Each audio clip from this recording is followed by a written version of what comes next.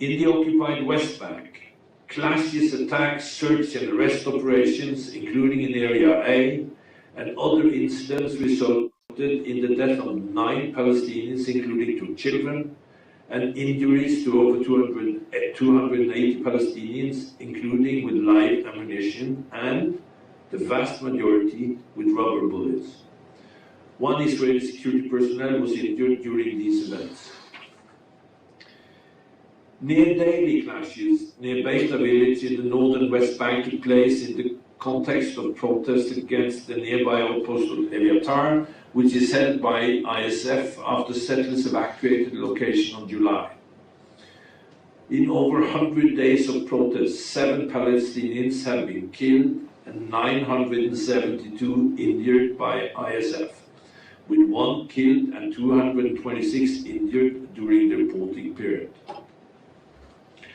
On 27 July, a Palestinian man was shot dead by ISF near Beta. According to ISF, the man advanced towards the Israeli soldiers holding a suspicious object and ignored warning shots. The man, reportedly a water technician, was seen on video with a pipe wrench near a water pump shortly before he was shot. Israeli authorities said they had opened an investigation. On 6 August, another Palestinian was killed by ISF live fire in Beta during clashes with ISF.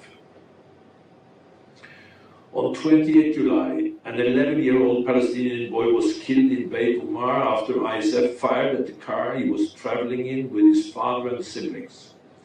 Israeli authorities have opened an investigation. The next day, ISF killed a 20-year-old Palestinian man amid clashes during the boy's funeral. On 3 August, 6 Palestinians were injured during the exchange of fire with ISF in the Jenin refugee camp in Area A of the West Bank, including a 25-year-old man who later succumbed to his wounds. On 16 August, 4 Palestinians were killed and another injured by live ammunition in an exchange of fire with ISF during the Israeli search operation in the camp.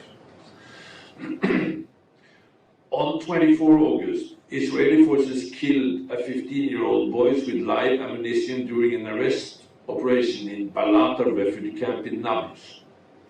According to Israeli officials, the boy had been threatened to throw a large object at ISF personnel. However, witnesses dispute the account and say the boy was shot in the head by ISF personnel by some distance. During the reporting period, 6 Palestinians, including 1 woman and 1 child, were injured in 5 violent incidents involving Israeli settlers. Palestinians perpetrated attacks against Israeli settlers and other civilians that resulted in 5 injuries and damage to property. On August 17, a 15-year-old Palestinian boy was attacked in the northern West Bank, during which a group of Israeli settlers kidnapped the boy, tied him to a tree and brutally assaulted, cut and burned him.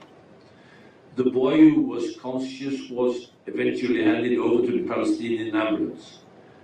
I am deeply concerned by this hideous act, and I expect the Israeli authorities to undertake a swift, thorough and transparent investigation and ensure that the perpetrators are held accountable. I am concerned by the continued tragic loss of life and serious injuries in the occupied Palestinian territory. I know that settler violence against Palestinian civilians is recurrent in my reporting to the Council. Further measures must be taken to ensure that Israel fulfills its obligation to protect Palestinian civilians from violence, including by Israeli settlers, and to investigate and hold accountable those responsible for such attacks.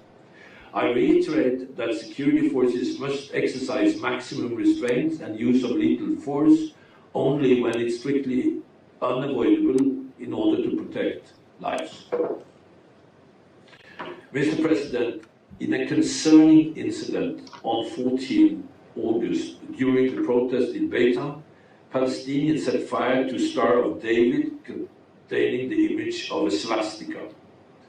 Such display of anti-Semitism is unacceptable.